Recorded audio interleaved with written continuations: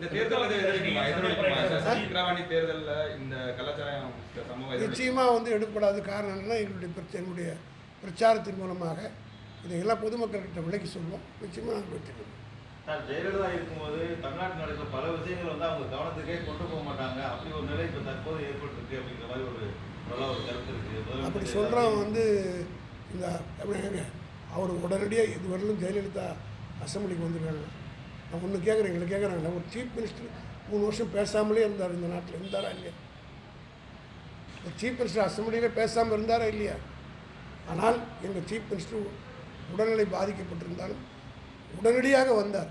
வந்து சட்டசபையில் மீட் பண்ணுறேன்னு சேலஞ்ச் பண்ணாரே.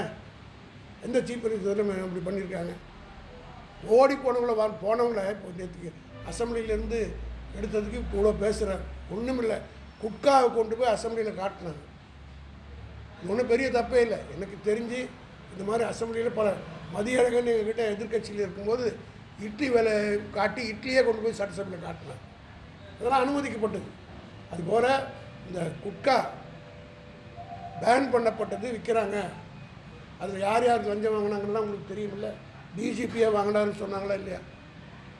கமிஷனர் ஆஃப் போலீஸ் வாங்கினாருன்னு சொன்னாங்க. இந்த மாவட்டத்தினுடைய மந்திரியாக இருக்க விஜயபாஸ்கர் வாங்கினாரா இல்லைன்னு சொன்னாங்களா? இதெல்லாம் நடந்ததா இல்லையா?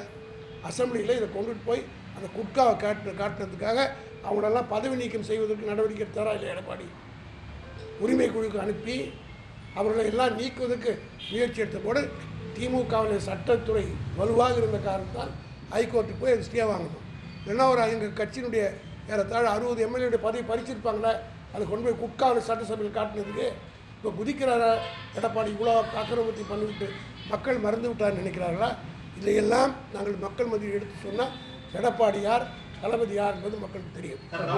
மாவட்ட ஆட்சியர் பழைய மாவட்ட ஆட்சியர் அந்த கள்ளக்குறிச்சியில் சம்பவத்தில் வந்து சரியாக செயல்படலை. ஏன்னா அவர் வந்து ஒரு கருத்தை வந்து ஒரு இதனால் கள்ளச்சாராயத்தில் சாராங்களா அப்படிங்கிறாங்க ஒரு கருத்தை சொன்னாங்களா, மற்றவங்களும் இதை குறித்து செத்தாங்கிறாங்க ஒரு கருத்து வந்து எதிர்கட்சியில் கொடுத்துருக்காங்க. அந்த பொதுமக்களோட கொடுத்துருக்காங்க. திமுக சார்பாக வந்து மாற்றிருக்கோம், அதெல்லாம் வேற பிரச்சனை. இருந்தாலும் அவரை வந்து அதை இமீடியட்டாக ஆக்ஷன் கள்ளச்சாரம் இல்லைன்னு சொன்னது யாரு அப்படிங்கிறாங்க.